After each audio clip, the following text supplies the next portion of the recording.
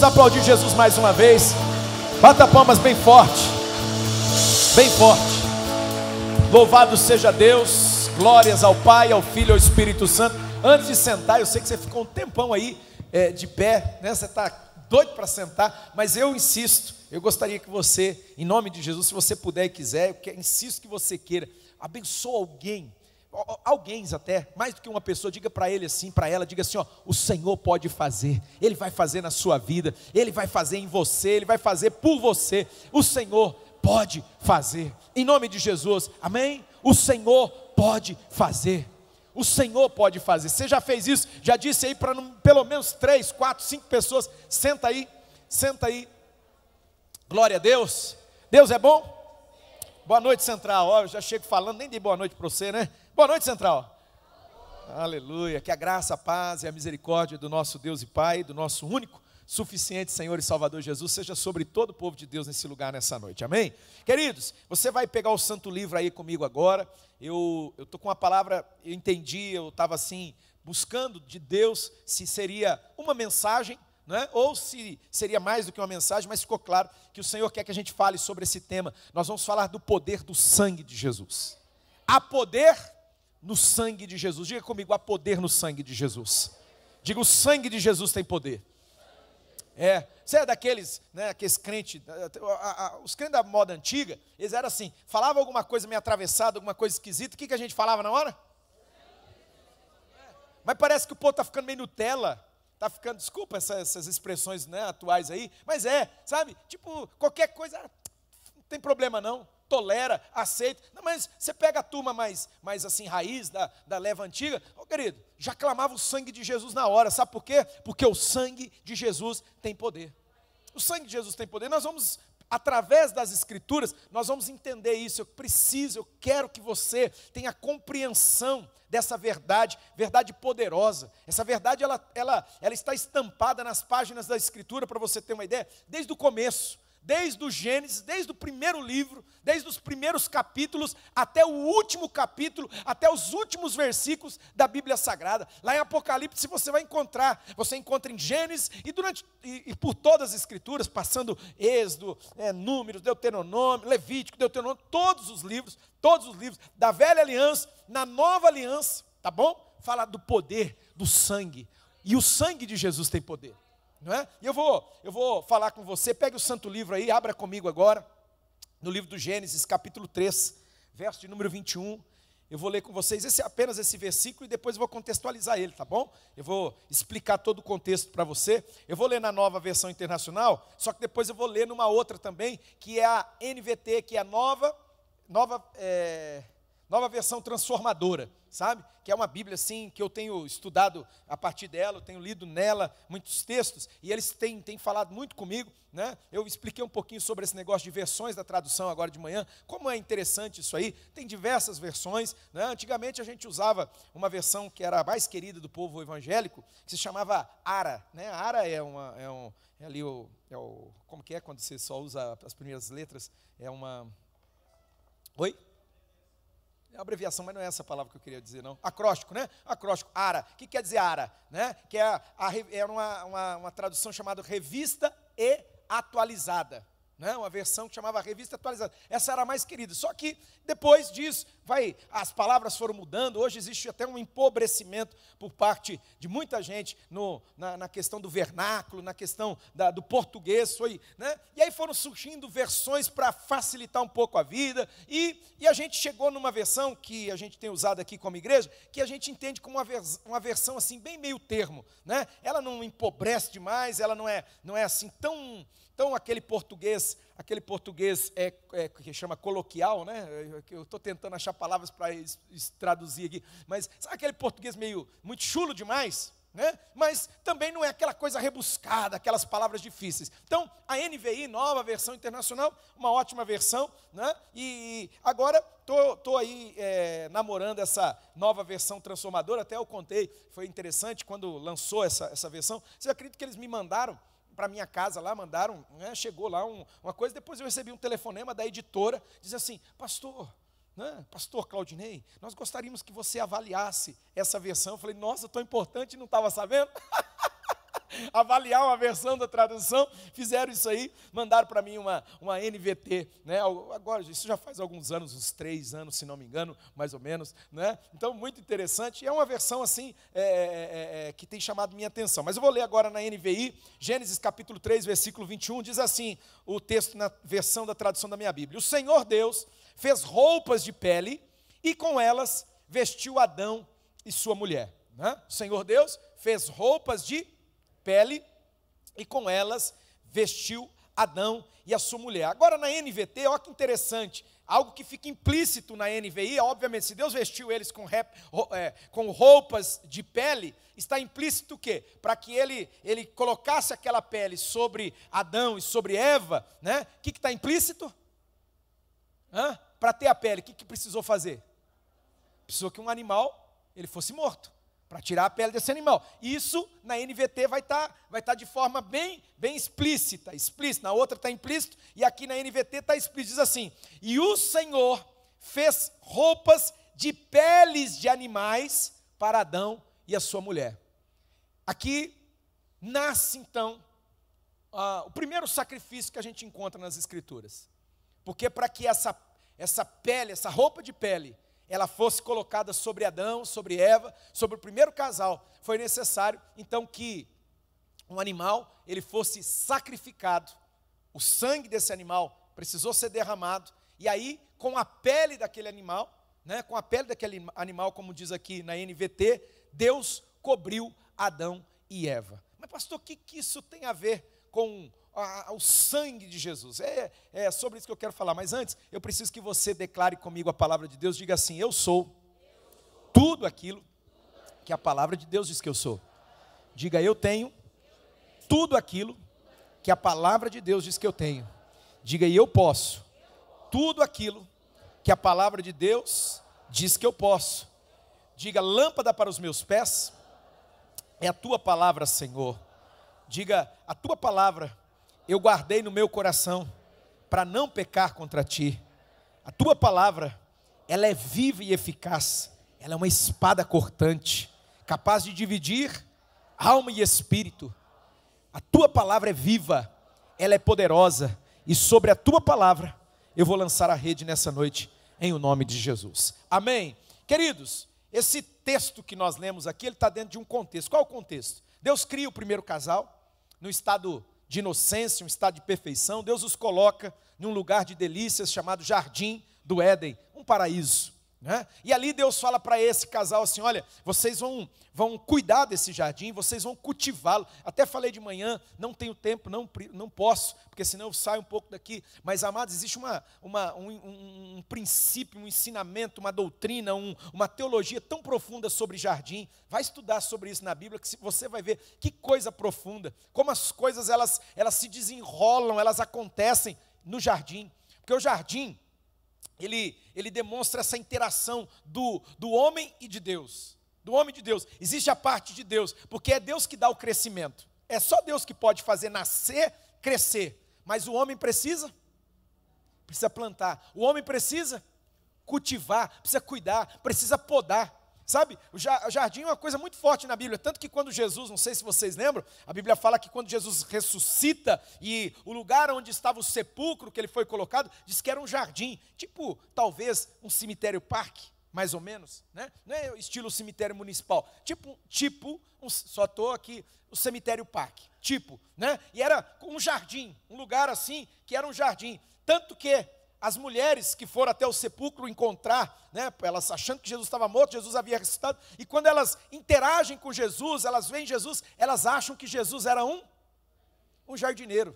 Vocês acham que essas coisas são coincidências, meus irmãos? Vocês acham que são? Sabe, isso tem que chamar a nossa atenção. Mas, isso é só para assim, trazer aí mais alguma coisa, né? Mas a mensagem não tem a ver com isso, não. Né? Mas Deus colocou eles naquele jardim e disse para eles: cultive esse jardim, cuida desse jardim. Adão tinha a tarefa de governar, ele tinha que exercer governo. Infelizmente ele não exerceu o governo, ele permitiu que o inimigo se infiltrasse. O inimigo se infiltrou naquele jardim, e aí vocês conhecem, né, a velha serpente. A serpente então seduz, engana a Eva, e a Eva caiu, foi foi atraída, né? Diz que quando ela olha aquela árvore que Deus havia dito, não coma dessa árvore. Vocês podem comer de tudo, tem tudo para vocês aqui. Mas essa árvore, a árvore do conhecimento do bem e do mal, dessa vocês não podem comer. Porque no dia que vocês comerem do fruto dessa árvore, certamente vocês morrerão.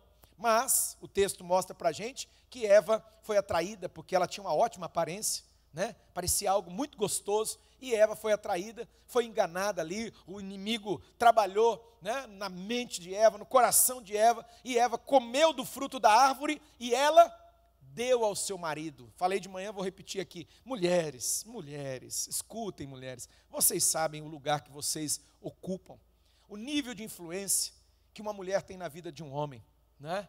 Um nível de influência, como você pode influenciar um homem? Para o bem e para o mal.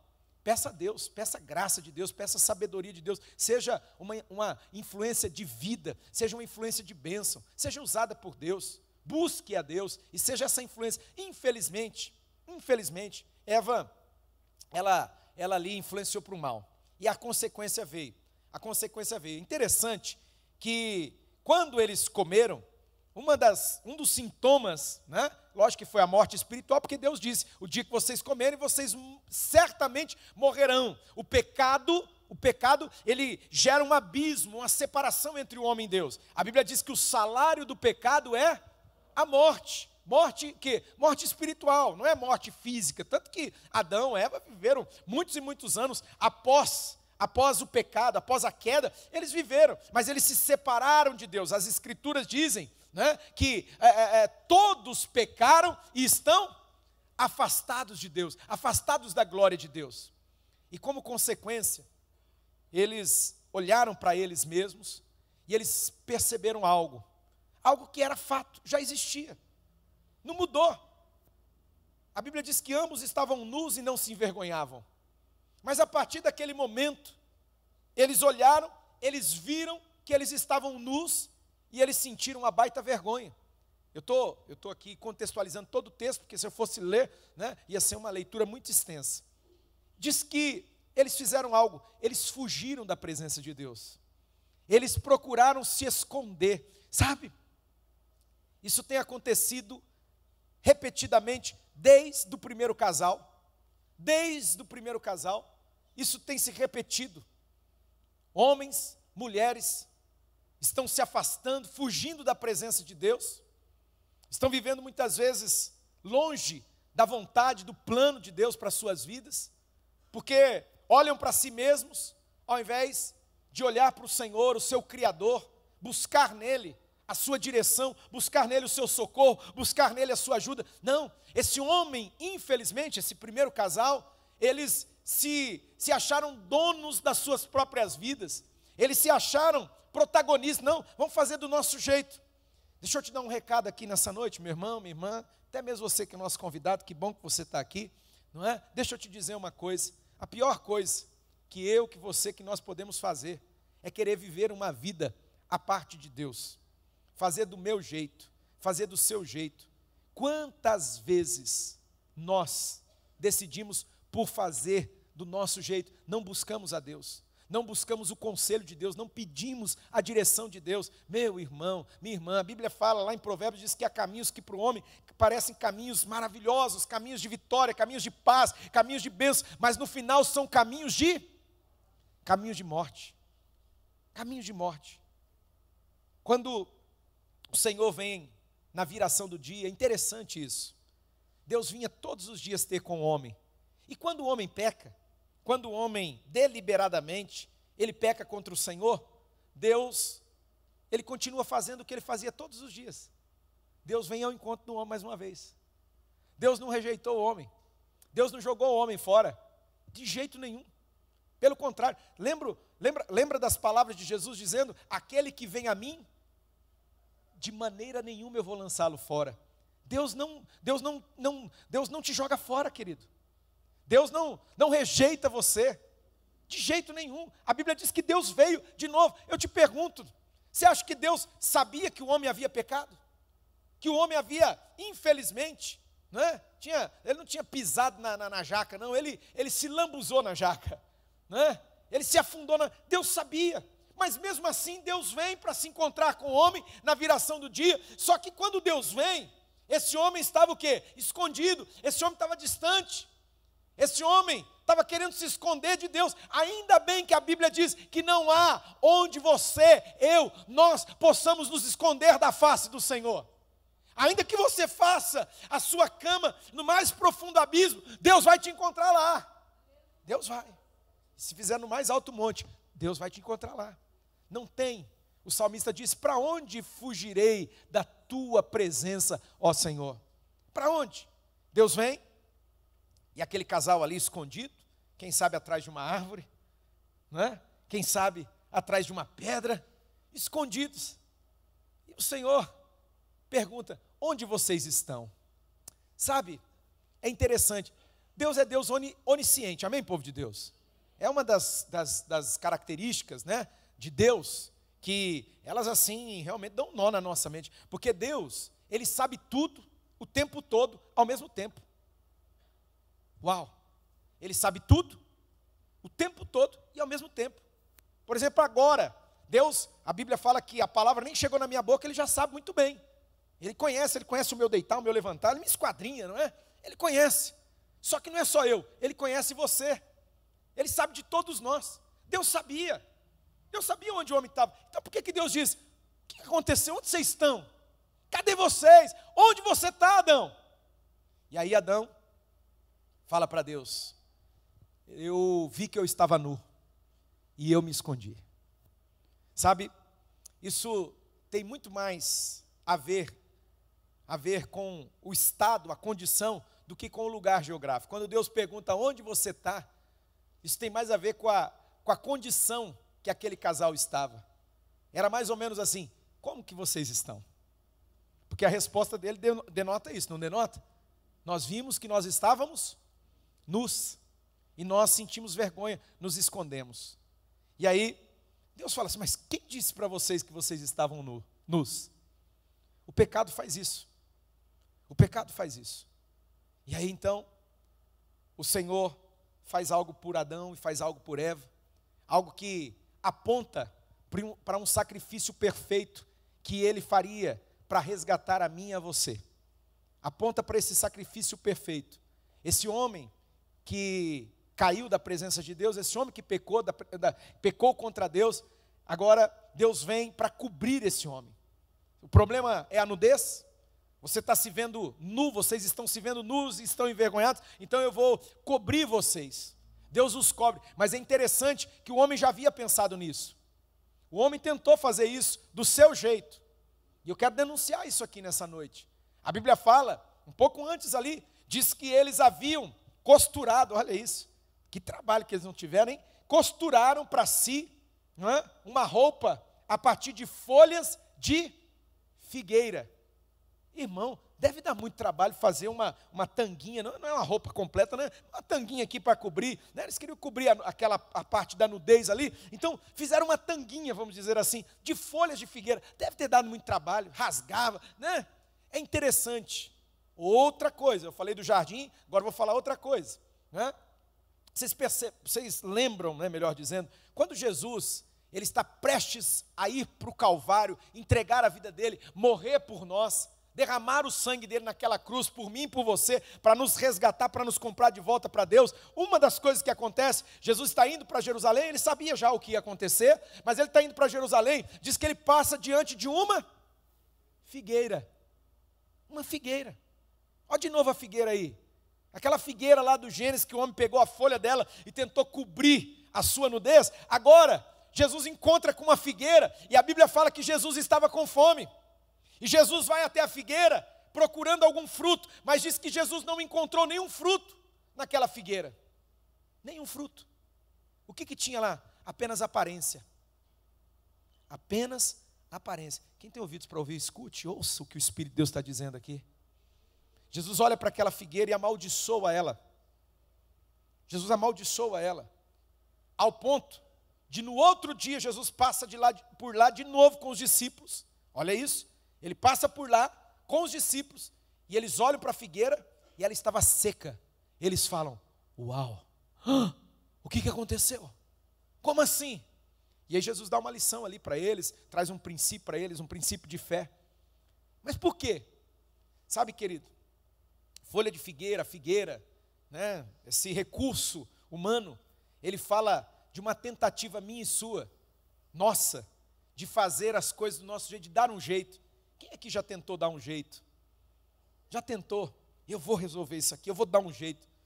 Foi lá, enfiou os pés pelas mãos, agiu precipitadamente. Parece o Davi, né? O Davi, quando viu que a Betseba engravidou, fruto de um adultério, ele falou assim, agora eu tenho que dar um jeito. Tentou armar uma situação lá para o marido da mulher ficar com ela, para tentar resolver, e só foi piorando, a situação só piorou. Chegou numa hora, chegou num estado que ele fez, sabe o quê? A Bíblia fala que ele conspirou para a morte do homem. Ele mandou o homem para a forca, mandou o homem para a morte, entregou aquele homem. Ele conspirou para que aquilo acontecesse. Ele não matou com a espada própria dele, ele mesmo, mas ele conspirou para o homem morrer. Meu Deus do céu, quantas vezes você, nós temos agido dessa maneira, a partir de folha de figueira, tentando resolver as coisas do nosso jeito, como o primeiro casal, fazer uma roupa de figueira, costurar uma roupa de figueira. Jesus olha para a figueira, Jesus amaldiçoa a figueira. Meu irmão, seja amaldiçoado toda a vida de aparência. Seja amaldiçoado. Tem gente que hoje quer viver uma vida só de aparência, escuta aqui, essa frase é uma frase tão forte. Tem gente que gasta um dinheiro que não tem, tá bom? Gasta um dinheiro que não tem. Melhor dizendo, compram coisas que não precisam com um dinheiro que não tem, só para se aparecer diante de pessoas que elas nem gostam. Olha isso. Tem pessoas que têm vivido numa aparência. Deus abomina isso, meu irmão. Escuta aqui, Deus abomina isso. É figueira. Jesus disse, seja amaldiçoada. O que Deus quer de mim, o que Deus quer de você, o que Deus tem para mim, para você, é uma vida frutífera, aleluia. É uma vida que dá frutos, e frutos para a vida eterna, diz a Bíblia. Mas tem figueira, meu irmão, que só vive de aparência. Ou seja, gente que está vivendo uma vida só de aparência. Como disse alguém, eu não lembro o nome do autor, mas compra coisa que não precisa, com dinheiro que não tem, só para fazer fusquinha para gente que não gosta. Você não precisa fazer isso. Olha aqui, que o Senhor te liberte. Que o Senhor te liberte nessa noite de toda a vida de aparência. Você não precisa disso. Você não precisa disso. Agora Deus tem algo para você e para mim, Deus tem algo para nós. Deus quer que nós tenhamos uma vida frutífera, uma vida abençoada. Deus quer que você tenha um casamento abençoado mesmo. Frutifique no seu casamento. Não precisa postar, apareça. Como nós já vimos, né? A ex do meu marido vai ficar sabendo. A ex do meu marido vai ver a minha foto aqui, né? Como um caso que a gente pegou uma época aí, foi muito engraçado isso aí. Os dois, brigado. Cara feio com o outro, mas estava postando uma foto lá, tempos de internet, né, irmãos? A vida deu uma sofisticada com essas coisas. Antigamente não tinha esse trem, hoje tem, né? Estavam brigados, mas aí postando uma foto só para passar a aparência. Falar assim, mas pelo menos a família dele, era para a família dele vai ver a foto e vai achar que nós estamos assim, mil maravilhas. Oh, meu Deus do céu. Tempo para dobrar o joelho, ir lá e falar, Deus, nos ajuda, Senhor. Põe a tua mão no nosso casamento. Transforma a nossa casa. Nos ajuda, Senhor. Não tem. Mas tem tempo para pegar uma foto lá, ir lá, postar na rede social, escrever um texto todo mentiroso, né? São os tempos que nós estamos vivendo. Meu irmão, seja liberto disso em nome de Jesus. Figueira, você está amaldiçoado em nome de Jesus. O Senhor, Ele toma a iniciativa. O Senhor foi lá, e Ele falou assim, é assim que se resolve as coisas. Como? Deus sacrificou um animal, derramou o sangue de um animal. Isso vai apontar para algo futuro, isso já está apontando para algo futuro. Tudo nas Escrituras tem um sentido, meu irmão. Isso a gente chama na teologia de arquétipo, não é? Ali é algo que aponta, é uma sombra e uma figura de um acontecimento futuro, é algo profético. Deus já estava apontando para aquilo que Ele faria.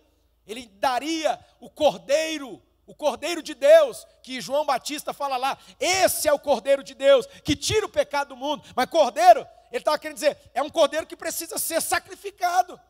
Ele vai ter que derramar do sangue dele, para tirar o pecado do mundo. Era isso que João estava fazendo. Deus já estava apontando para isso. quando ele sacrifica o primeiro ali animal, e ele pega a pele daquele animal, e ele cobre o primeiro casal. Pegue aí comigo, livro de Levítico, capítulo 17, versículo 11, que vai esclarecer um pouco mais sobre essa questão, por que do derramamento de sangue?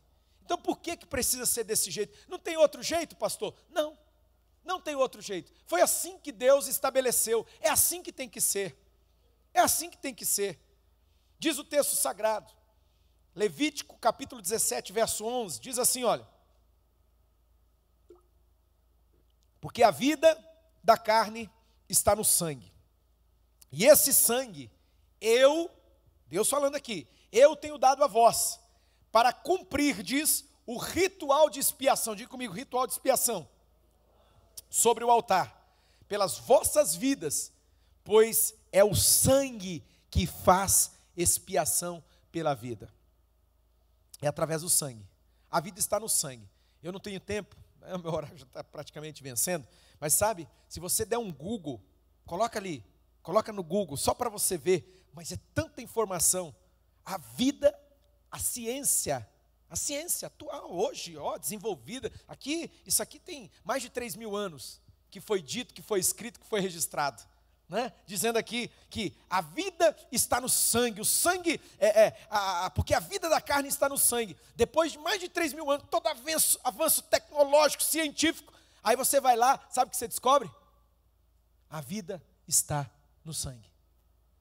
Pode pegar, estou falando sério mesmo, depois você pesquisa aí, para você não ir na minha cabeça, falar assim, o pastor falou lá, mas não sei bem não. Não, dá uma pesquisada, só para você ver, a vida está no sangue. A vida está no sangue. E a palavra está dizendo aqui que esse sangue, o Senhor diz, eu tenho dado a vocês. Que sangue era esse? O sangue de animais que eram sacrificados. Mas aí você fala, que sangue de animal? É verdade, querido. Sangue de animal nenhum pode expiar e purificar a mim e a você. Mas isso apontava para algo. Apontava para algo. Isso é fé. É fé. Eu já disse aqui, vou repetir. Escuta, o povo da antiga aliança, antes de Jesus vir ao mundo, nascer da Virgem Maria, né, viver uma vida sem pecado, né, fazer os milagres que ele fez, ser julgado injustamente, ser condenado à morte, morrer na cruz, derramado o sangue dele e ressuscitado entre os mortos. O povo da velha aliança, eles olhavam para frente.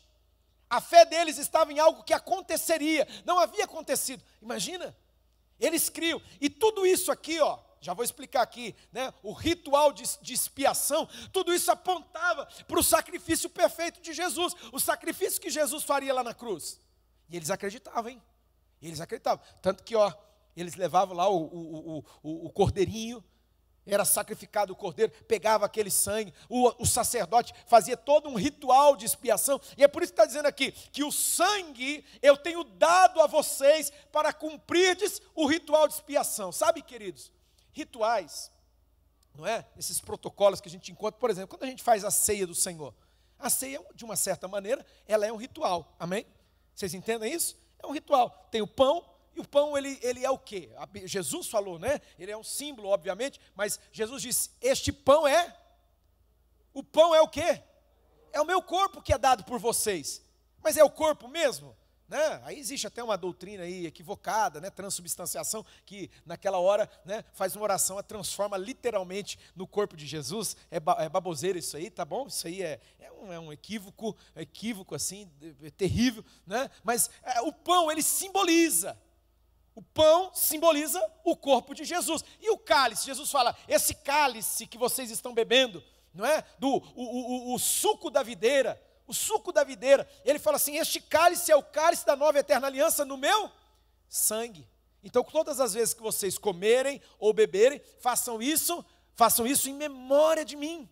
Pensem nisso, reflitam sobre isso, sobre o que eu fiz por vocês. No Velho Testamento, toda vez que um animal era sacrificado, que o sangue era derramado, apontava para a obra que Jesus faria por nós.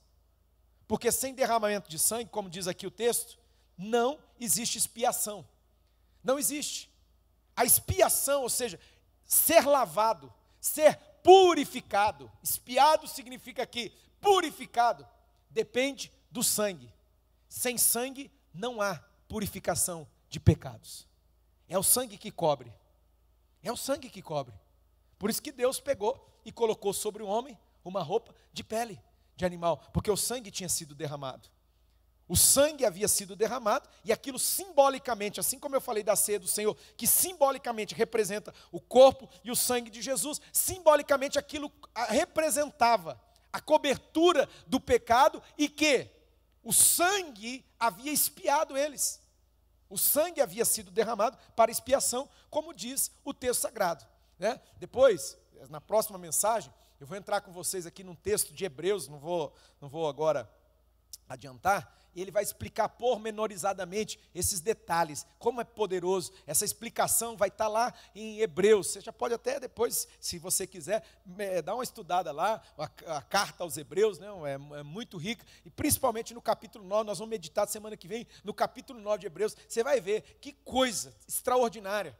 Vai explicar detalhadamente todo esse processo aqui. Mas hoje, querido, basta para você, basta para mim, entender que é por meio do sangue que há expiação dos nossos pecados. E aí, para encerrar, eu quero que você pegue aí, abra comigo em 1 Pedro, capítulo 1, versículo 18. Eu quero que você pense sobre essa palavra aqui, poderosa, olha que coisa. 1 Pedro, capítulo 1, eu vou ler com vocês 2 versos, capítulo 1, verso 18 e verso 19, vou ler na NVI mesmo, né? Está nas telas aí, você vai poder acompanhar, tá bom?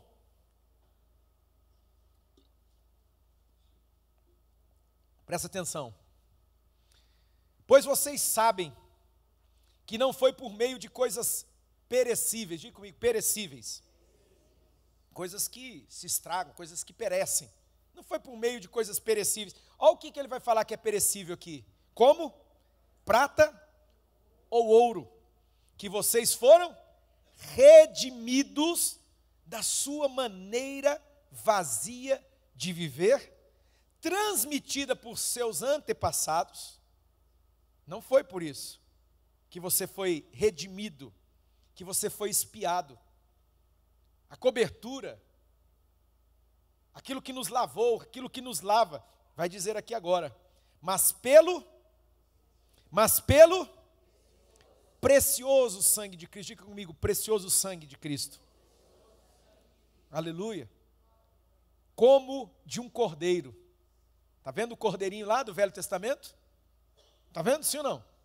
Como de um cordeiro, sem mancha e sem defeito, que foi conhecido, olha que interessante, foi conhecido quando? Antes da fundação do mundo. Deus, profeticamente, apontando para o sacrifício que Jesus faria por mim e por você, quando Ele cobre o primeiro casal, aqui está dizendo o texto, ó, antes da criação do mundo, Deus já tinha. No plano eterno de Deus, Deus não foi pego de surpresa quando o primeiro casal pecou, quando o primeiro casal se afastou da presença dEle. Deus não foi pego, querido, pelo contrário, o plano eterno de Deus continua de pé. E qual é o plano de Deus? É a redenção do homem. Deus quer você, Deus quer a mim, Deus quer cada um de nós junto dEle. Mas a forma, o meio pelo qual isso acontece é por meio do sangue. É o sangue de Jesus Cristo, que foi derramado lá na cruz por mim e por você, como de um cordeiro sem mancha e sem defeito, que foi conhecido antes da criação do mundo, mas foi revelado nesses últimos tempos em favor de cada um de nós, em nosso favor. Agora, rapidamente, pegue o livro de Êxodo. Êxodo, capítulo de número 12. 12 não, é 12, capítulo 12. Eu vou ler com vocês 4 versículos. Vou ler o versículo 6 e o versículo 7. E depois vou ler o versículo 12 e o versículo 13. Na hora que eu terminar o 7, eu já vou pular direto para o 12 e para o 13. Sabe, aqui, para encerrar, aqui fala de uma celebração que Deus, Ele direcionou o seu povo, lá na antiga aliança, quando Deus os arrancou da terra da escravidão, quando Deus os tirou da terra do Egito, que simbolizava um período de escravidão, eles ficaram ali 430 anos de escravidão, e agora Deus vem para livrá-los, mas quando Deus vai livrá-los, Deus dá uma direção de algo que eles precisavam fazer. O que eles tinham que fazer? Tem a ver com sangue novamente, tem a ver com derramamento de sangue, e eu quero que você preste muita atenção nisso, porque aqui vem uma direção para você. Vai ter tarefinha de casa hoje, amém, meu povo? A gente não gosta, vocês falam amém, mas é assim, por dentro vocês estão dizendo assim, por fora eu estou dizendo amém, mas por dentro eu não quero de jeito nenhum. Eu sei. Eu lembro quando a professora dava tarefa de casa, mas isso aqui vai fazer a diferença. Na hora que eu ler o texto, você já vai sair daqui com uma direção de Deus para você, não vou precisar nem falar, você já vai entender o que Deus está falando com você. Eu atendi um casal essa semana, um contexto assim complicado, na verdade atendi uma pessoa, não é? E eu dei essa direção para ele. Eu falei, meu filho, quando que você vai fazer o que Deus tem direcionado? Sentar à mesa, pegar o pão, pegar o cálice, como família, um tempo de restauração, um tempo de cura, um tempo de perdão, um tempo de comunhão com Deus e comunhão um com o outro. Não adianta, irmão, de verdade, a gente faz ceia aqui na igreja, mas de verdade, não adianta ficar aqui com aquela carinha de religioso, sabe, desculpa, vou usar uma expressão feia, até pesada, santinho do pau oco, aí até pega um cálicezinho, né, daqui, e faz aquela carinha assim.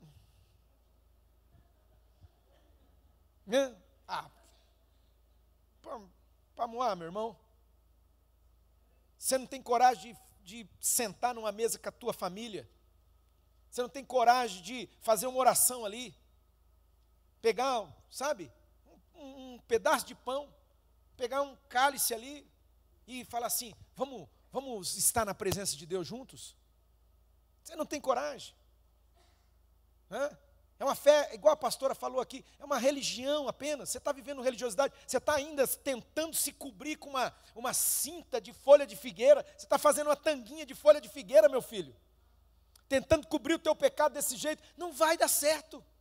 Não deu certo lá atrás, não vai dar certo hoje. Deus quer que você tenha um relacionamento com Ele, Deus quer que você esteja na presença dEle de verdade, que você ouça a voz dEle, que você receba direção dEle para a tua vida, para a tua casa, para a tua família, que você não seja crente só aqui dia de domingo, na hora do culto, umas canções lindas dessas, a gente até chora, que emociona a gente, né, irmão? Sei vocês, aí no mesmo tempo que você está emocionado ali, chorando, depois começa, né, aí, eu até brinquei com o Carlos, falei com o Carlos, né, a gente descobre quem é mais velho nessa hora, na hora que canta, né, na Arraial dos Santos, transborda a alegria de Deus, né, você só olhar para o lado, você já vê dançando assim, twist, né, twist, é só velho que lembra desse negócio, que era um estilo de rock, né, e no Arraial dos Santos, só os velhos sabem disso, só os velhos. E aí sorri, aí brinca, dá risada, joia, é tudo muito bom. Deus prepara tudo isso para a gente, mas Deus tem muito mais para mim e para você.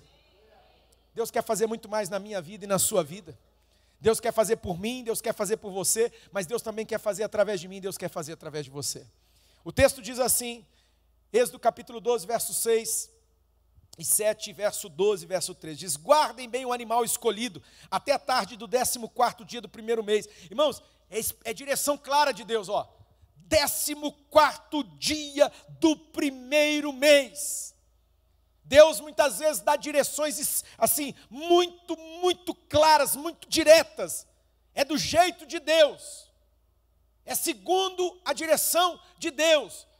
Nós precisamos ouvir e obedecer a Deus. Não é no 15º nem no 13º, é no 14º dia. É Deus que está mandando. Deus está falando com você, Deus tem dado direção para você, Deus tem apontado um caminho para você, então obedeça, obedeça. Falava para essa pessoa que eu estava ajudando ele dentro de um contexto aí, falei, puxa, Deus não falou várias vezes com você, cara? Deus não trouxe direção para você? Por que você não ouviu a voz de Deus antes de tudo isso? Por que você não é verdade, não foi nem ouvir, porque ele ouviu, ele falou, pastor, eu ouvia, quantas vezes eu ouvi, ele falando para mim, quantas vezes Deus falava para mim, aí eu ficava numa batalha interior, numa luta interior, teve vezes que parecia que o Senhor estava, Senhor, é você, né? Mas ele é Senhor, ele fala comigo, ele tem a minha idade, mas ele me chama de Senhor, assim, você estava falando comigo, eu ficava assim, é para mim esse negócio. Às vezes acontece isso, parece que é com você mesmo. Fala assim, meu Deus do céu, esse homem revirou o lixo da minha casa? Ele está sabendo alguma coisa? Não é? Porque Deus está falando com você, Deus te vê. Deus está olhando para você, querido. Os olhos do Senhor estão sobre você. Deus quer te abençoar, Deus quer fazer a obra dele na tua vida. Só que isso também depende de uma resposta sua. Eu falei, puxa, cara, e você não fez. Irmão, não adianta a gente só ficar ouvindo aqui. A gente tem que obedecer. A gente precisa obedecer. Não é? Alguém, o líder de célula veio falar comigo, todo borocochô, todo abatido, porque ele trouxe direção para uma pessoa, tem enfrentado assim uns dilemas, uma coisa assim, ele contando assim, eu falei, misericórdia, né? E ele falou assim, a direção é essa. Sabe o que a pessoa fez? Saiu de lá, foi e fez tudo o contrário. Tudo o contrário. Às vezes Deus está usando o teu líder, cara, para te ajudar. Está usando para trazer uma palavra de direção para você, uma palavra de conselho, mas a Bíblia é clara. A Bíblia é clara, Deus diz assim, aconselho-te, pois. É conselho. Escolhe a vida, escolhe a bênção para o teu bem e para o bem da tua descendência. É você que faz a escolha, é um conselho, nem Deus te obriga. Eu já conversei com Deus sobre isso. Por que Deus não pega a gente pela orelha e nos arranca? Você vai fazer e pronto, acabou. Mas Deus não faz isso. É você que tem que decidir. É você que tem que tomar a decisão. Amém? Olha lá. Então é do jeito de Deus. Diga comigo, é do jeito de Deus. Olha lá, nesse dia toda a comunidade de Israel sacrificará o seu cordeiro. Tem que sacrificar o cordeiro. Ou o cabrito ao anoitecer. Presta atenção.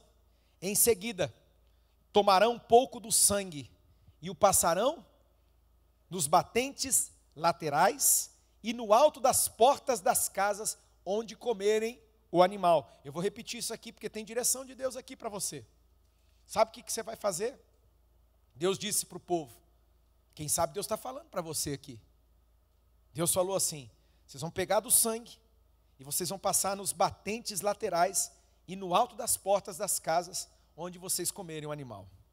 Nessa noite, passarei pela terra do Egito e matarei todos os filhos mais velhos ou primogênitos e todos os primeiros machos dentre os animais na terra do Egito, o que de fato aconteceu, desde a casa de Faraó até para a casa do mais ali, servo ali, todos morreram.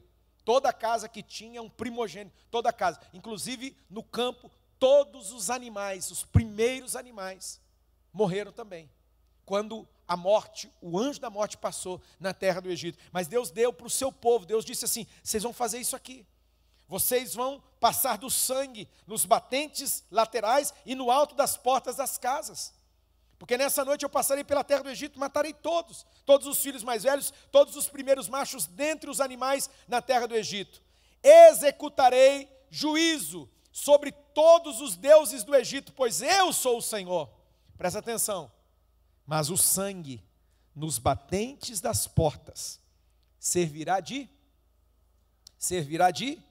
sinal e marcará as casas onde vocês estão. Quando eu vir o sangue, passarei por sobre aquela casa. E quando eu ferir a terra do Egito, a praga de morte não os tocará. Sabe, querido, talvez você olhe para esse texto aqui e você fala, nossa, mas isso aqui aponta para algo muito mais elevado. A morte está presente na vida humana. Desde que o homem pecou, a morte, ela está presente. Todos pecaram e estão separados de Deus. A morte tem tocado a vida humana desde então. E como que a gente pode resolver? Como que nós vamos lidar com isso?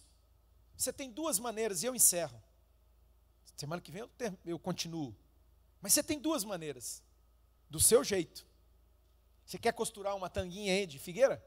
De folha de figueira? Você quer costurar, tentar? Dar um jeito? É um jeito, desculpa, vou falar assim, né? É um jeito mequetrefe, tá? É um negócio, já estou te adiantando aqui, mas você pode? Lógico que você pode.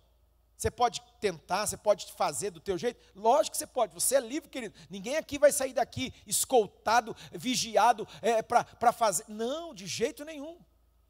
Né? Mas eu já estou te adiantando, você vai ter problema. Vai rasgar esse negócio aí.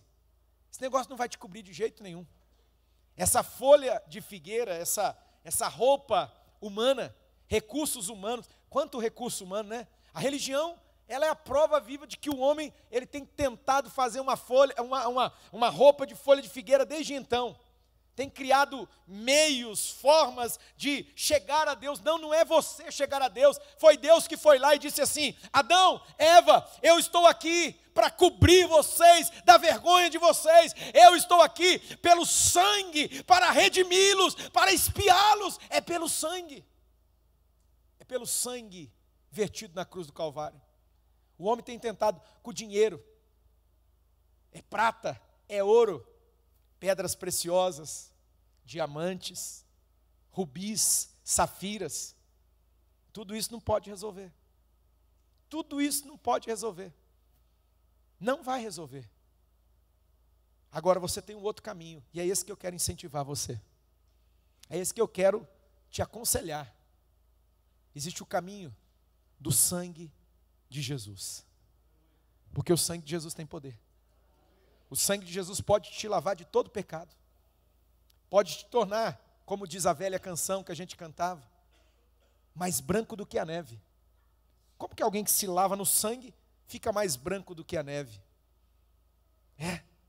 É porque o sangue de Jesus, ele nos purifica. O sangue de Jesus tem esse poder. Eu não sei se você já se lavou no sangue de Jesus. Eu não sei. Ou se talvez você está tentando fazer as coisas do seu jeito. Mas Deus está apelando para você aqui nessa noite. Deus está dizendo para você que Ele tem uma forma. A forma de Deus é essa. É por meio do sacrifício. Jesus é o sacrifício perfeito. Jesus já morreu por mim e por você naquela cruz. Jesus já derramou do sangue dele por minha causa e por tua causa. Ele morreu a tua morte, ele morreu a minha morte, ele morreu a nossa morte. Sabe para quê? Para nos dar a vida dele. Nos dar a vida dele. É um presente. É um dom gratuito, diz a Bíblia. É um dom gratuito, não é? Deus faz isso por mim e por você. Ele fez isso pelo primeiro casal e Ele quer fazer por nós aqui nessa noite. Fique de pé aí onde você está. Ele quer fazer isso. Tem uma música tão linda do Fernandinho, Nada Além do Sangue, né? É o sangue dele que nos leva além. É o sangue de Jesus. É o sangue que nos lava. É o sangue que nos purifica. Somente pelo sangue. Não se iluda. Não tente costurar outros meios, outras formas. Uma cinta, uma roupa de folhas de figueira. Deus está apelando para mim e para você. Deus está oportunizando para mim e para você de uma forma tão maravilhosa, graciosa. Ele está dizendo assim: eu derramei do meu sangue por você. Eu derramei do meu sangue lá naquela cruz. Por isso que eu e você precisamos nos arrepender dos nossos pecados. Se eu não me arrependo, se eu não me volto para Deus, é como se eu estivesse dizendo assim: o sacrifício foi em vão. Esse sacrifício aí, ó, não tem valor não. Eu não relevo esse sacrifício não para mim. Tanto faz como tanto fez. E você sabia que há pessoas que fazem isso? Sabia que há pessoas que fazem isso? Quer ver? A Bíblia fala de pessoas que se lavaram no sangue e depois elas pisam no sangue. Hebreus fala isso aí. Elas vão lá e pisam no sangue. Elas se voltam para uma vida de pecado, uma vida de engano, de mentira. E elas abrem mão do sacrifício que Jesus fez, o sacrifício que elas tinham abraçado, que elas tinham crido, o sacrifício que elas haviam crido que Jesus havia feito por elas, no lugar delas. Aí elas abrem mão e elas se perdem. Aí o escritor da carta aos Hebreus vai falar: apóstolo Paulo, mas não foi Paulo não se sabe quem foi, né? Mas o autor da carta aos Hebreus diz que elas estão profanando o sangue da aliança. Profanando o sangue da aliança, pisando no sangue da aliança. Eu não sei não, mas se tiver alguém aqui que Jesus salvou você, Jesus te lavou e te perdoou pelo sangue, mas você se desviou dos caminhos dele. Você lembra do filho pródigo, né? Lembra do filho que pegou e sumiu, foi embora? Diz que ele foi viver uma vida toda dissoluta, foi fazer as coisas do jeito dele. Que desgraça, que tragédia. Chegou no fundo do poço. Aí quando ele caiu em si, falou assim: vou voltar lá para a casa do meu pai. não é? Vou me voltar para o Pai. O Pai tem provisão para mim. Aí o Pai o resgatou, o perdoou. Se você estava desviado, o Pai está te chamando de volta. Se você está buscando em outros lugares, buscando de outras formas, você está tentando fazer uma roupa de folhas de figueira, tentando se suprir, se satisfazer. É ouro, é prata, é tanta coisa hoje, né? Hoje tem até uma desgraça aí, olha que coisa, irmãos. Uma desgraça, um cigarro eletrônico. Você sabe o que é isso? Tá vindo aqui, não vou falar. Olha isso. A pessoa pega uma porcaria dessa, está matando gente, tá, gente nova, garoto, sendo internado lá, com pulmões comprometido, morrendo lá, asfixiado, sem ar, com falta de ar, balão de oxigênio. E aí a pessoa fala, não, mas isso aqui vai me dar alegria, isso aqui vai me suprir. Às vezes é um gole, é o quê? Eu não sei. Onde que você está buscando? Ah não, quando eu tiver, eu vou ter aquele carro. É bom ter carro, a gente quer ter carro, irmão. Ninguém gosta de andar a pé não, ué. Orar para Jesus te dar um carro, te abençoar. Ele me deu um carro, eu não tinha carro, estava sem carro, né? Meu irmão chegou lá em casa e me deu um carro. Aí, me deu, entrou lá em casa, bateu, né? Até foi o Paulão. Foi o Paulo, esse que eu fui lá orar por ele, pela esposa dele. Olha aí, estou lembrando, coisa de 20 anos atrás, não é? Me deu um carro, chegou lá, nunca tinha visto tanto dinheiro na minha vida. Me deu, não pastor, eu vim aqui para abençoar, para te dar, Deus mandou. Eu falei, se Deus mandou, então tá bom. Olha aí, Deus vai dar um carro para você. Mas querido, ilusão, achar que isso aí vai satisfazer, isso aí vai suprir o vazio. Não vai. É só o sangue de Jesus. É o sacrifício perfeito. Jesus morreu naquela cruz por mim e por você. Fecha os seus olhos aí. O horário já estourou. Eu quero orar. Eu não sei se tem pessoas aqui que ainda não se lavaram no sangue, mas é a oportunidade para você se lavar no sangue. Lavar no sangue. O sangue que tem todo o poder, o sangue que foi vertido por mim e por você, lá na cruz do Calvário. É o sangue da nova e eterna aliança. Sem derramamento de sangue não há expiação. Só que não podia ser qualquer sangue. Tem que ser o sangue de um cordeiro sem mancha. Tem que ser o sangue de um cordeiro sem mácula. E esse cordeiro se chama Jesus Cristo. Ele é o Cordeiro de Deus, que tira o pecado do mundo, aleluia. João, quando viu, ele declarou: eis aí o Cordeiro de Deus, que tira o pecado do mundo. Esse é o sacrifício perfeito, esse é o sangue que será derramado por nós, é o sangue que tem poder. O sangue de Jesus tem poder. É o sangue que foi colocado nos umbrais das portas que apontavam para o verdadeiro sangue, o sangue de Jesus, o cordeiro que morreria, o filho primogênito que se daria, para que nós fôssemos comprados, resgatados. Não fomos comprados por coisas corruptíveis, como prata, ouro, da nossa vã maneira de viver, mas foi pelo precioso sangue de Jesus. O sangue de Jesus tem poder. O sangue de Jesus tem poder. Senhor, lava-nos com o sangue neste lugar, nessa noite. Que nós sejamos uma igreja lavada pelo sangue. Que o sangue do Cordeiro, o sangue que foi vertido lá naquela cruz, esse sangue, Senhor, ele nos lave e nos purifique, Senhor. Nos torne limpos, brancos como a neve. Nós rejeitamos, Senhor, toda falsidade. Nós rejeitamos toda hipocrisia. Nós rejeitamos, Senhor, da nossa vida toda mentira, todo engano. Nós rejeitamos da nossa vida a roupa de figueira, de folhas de figueira. Nós não queremos, Senhor. Nós queremos ser cobertos pelo sangue de Jesus. Nós abrimos mãos dos recursos humanos para receber o recurso do céu. O sangue de Jesus tem poder. É o sangue que lava.